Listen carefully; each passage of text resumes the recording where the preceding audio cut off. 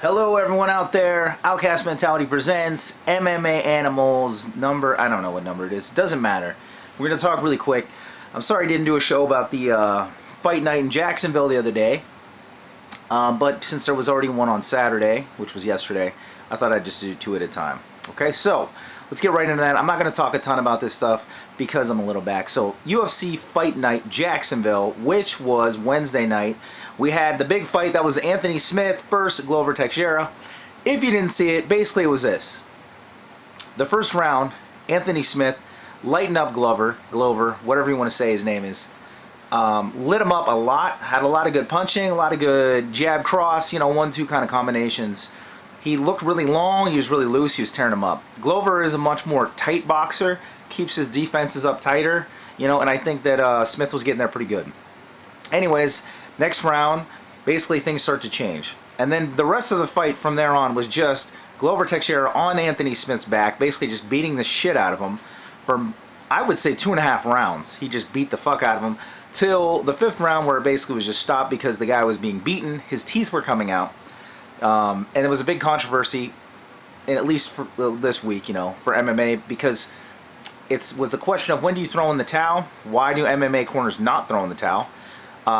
Teixeira wins the fucking TKO in the 5th. Anthony Smith loses some teeth. His actual teeth got knocked out. He also had a broken orbital, I believe. His eyes are fucking shut. He looks like the fucking Elephant Man. And he already looked rough before. No, I'm kidding. You get what I'm saying. He's a good-looking guy.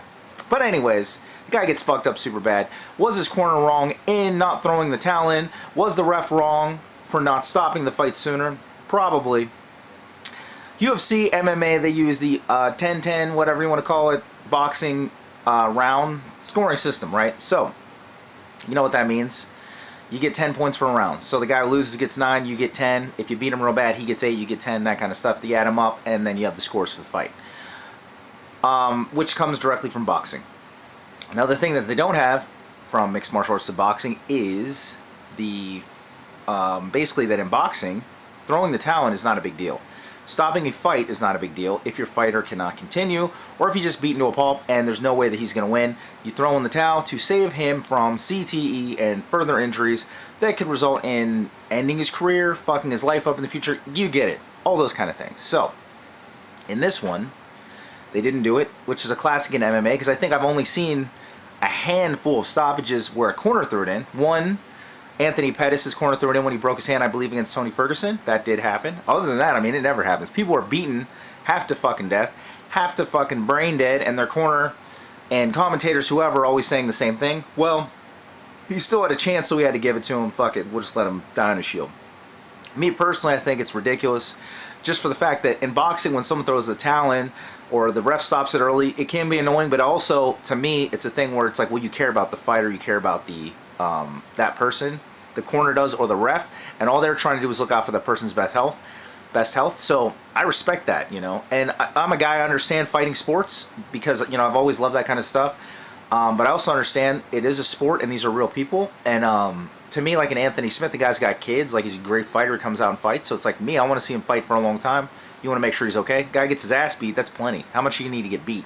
Similar to the Ferguson versus Gaethje fight, where Ferguson was just beaten for rounds, and they stopped it because he was just taking a beating, What are you supposed to, how many concussions are you supposed to get? You don't get paid that much. So yeah, the fight was ridiculous. Glover Teixeira, who was I think 41, 42, is a straight fucking ass beater. Ass beater for life. The dude is just straight from the, what is he from? The Pit. Trained with John Hackleman, Chuck Liddell, hard motherfuckers from the days of MMA when it was just, who the fuck is the toughest guy? He's still a hard fucking dude. Good for him. It's exciting stuff. So, does he have a future beating like a John Jones? I don't think so.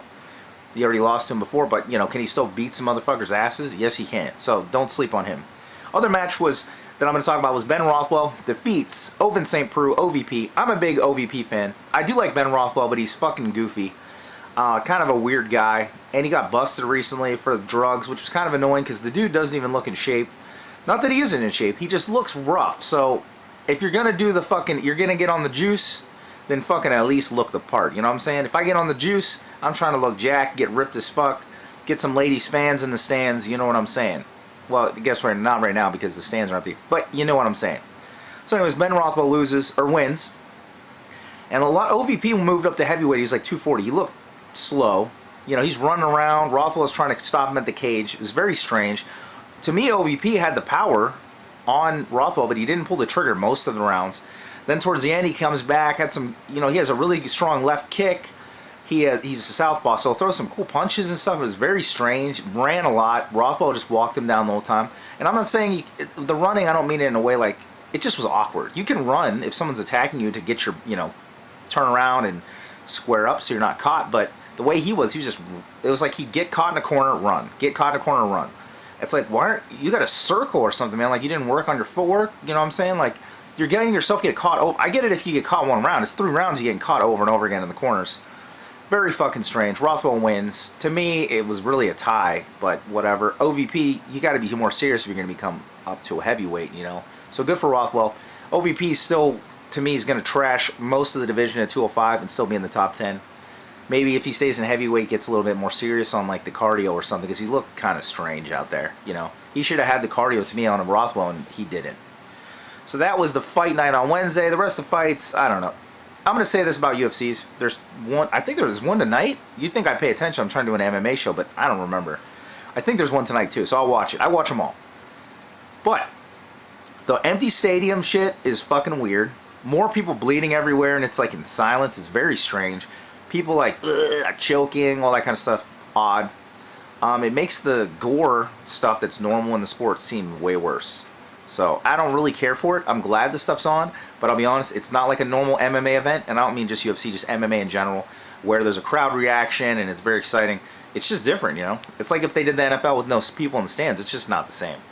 And some things that you don't want to necessarily hear, you hear. So it is what it is. Last night, UFC Fight Night 176. I got it on my phone over here.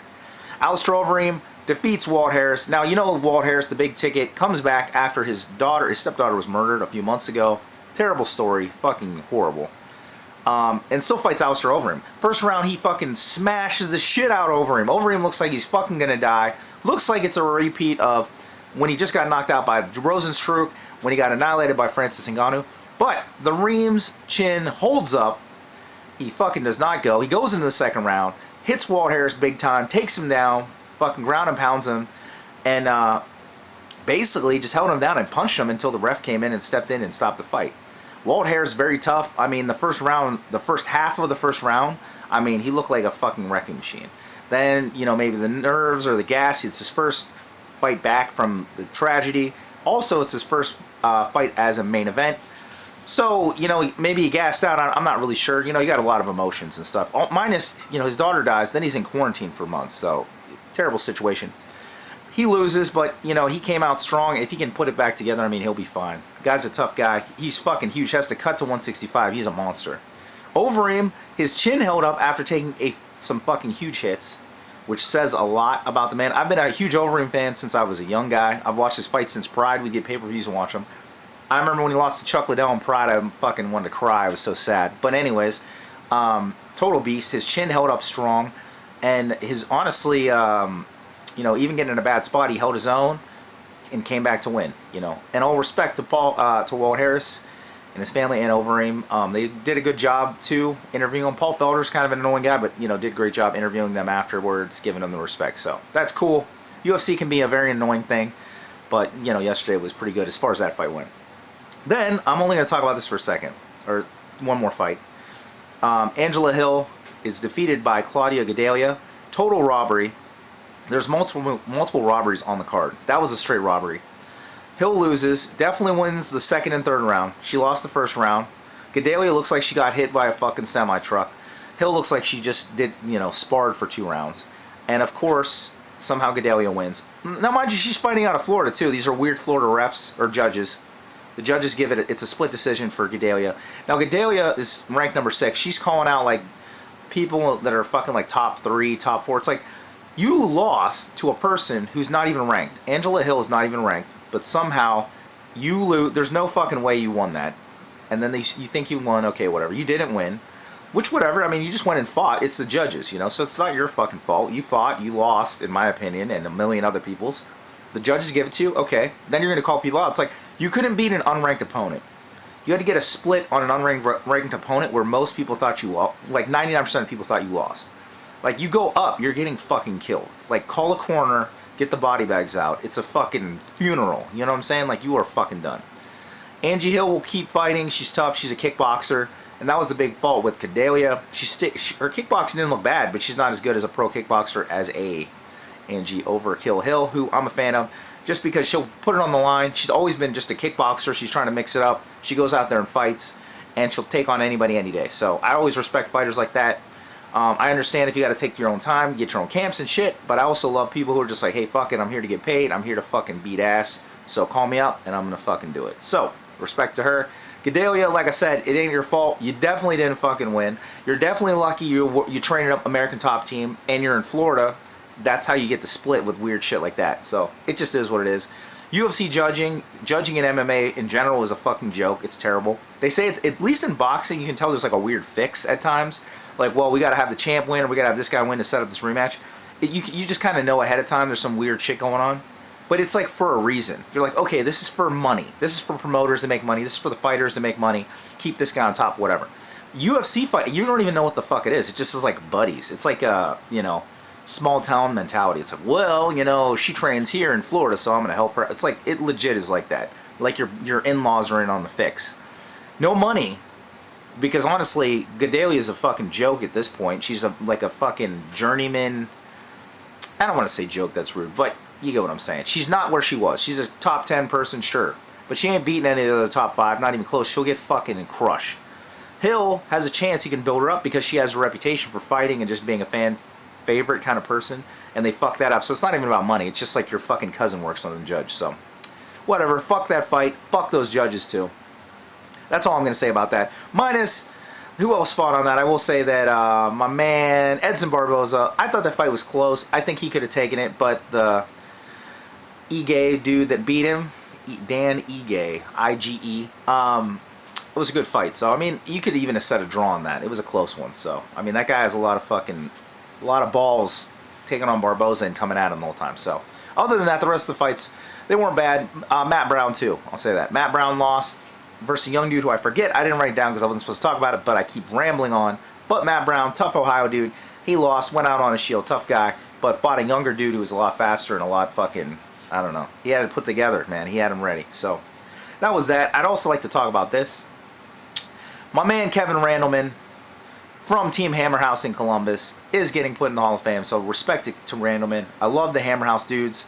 Mark Coleman, Kevin Randleman, you had like Mark Kerr, Smashing Machine, Wes Sims, the big man, all those dudes, super fucking tough dudes from Ohio State Wrestling. It's great to see Randleman, even though he died years ago, to get put into the Hall of Fame. If you don't know anything about Kevin Randleman, very hard life, grew up very tough, had many problems, still survived, became a champion, was a fucking legit Kevin the Monster Randleman. I mean, he was a beast. So, respect to Randleman and his family. If you like the show, cool, please just, tell your friends, whatever. We're going to be doing a lot more Outcast Mentality type shows. This is one I just wanted to do just for MMA, boxing, kickboxing, just because people would get annoyed on the podcast when I would talk about it for 20 minutes, so I was like, I'll just do whatever. So, if you want it to keep coming, just watch it. I don't care. We're just trying here. Tell your buddies. I'm going to do some other, I'm going to answer some questions for some other people on other stuff too. So, thank you so much. Adios.